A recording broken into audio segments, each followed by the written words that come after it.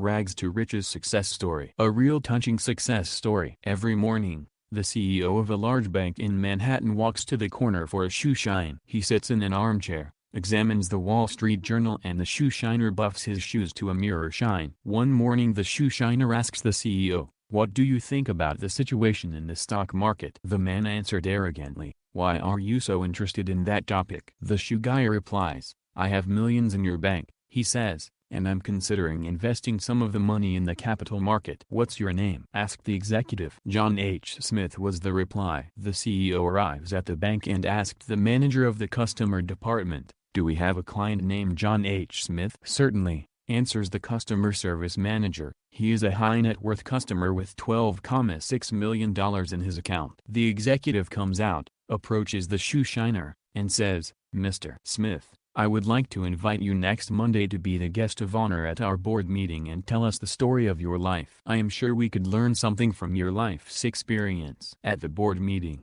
the CEO introduces him to the board members. "We all know Mr. Smith from the corner shoeshine stand, but Mr. Smith is also an esteemed customer. I invited him here to tell us the story of his life. I am sure we can learn from him." Mr. Smith began his story. "I came to this country 50 years ago as a young immigrant from Europe with an unpronounceable name. I got off the ship without a penny. The first thing I did was change my name to Smith. I was hungry and exhausted. I started wandering around looking for a job, but to no avail. Fortunately, I found a coin on the sidewalk. I bought an apple. I had two options: eat the apple and quench my hunger, or start a business. I sold the apple for 25 cents and bought two apples with the money. I also sold them and continued in business. When I started accumulating a few dollars, I was able to buy a set of used brushes and shoe polish and started polishing shoes. I didn't spend a penny on entertainment or clothing. I just bought bread and some cheese to survive. I saved penny by penny, and after a while,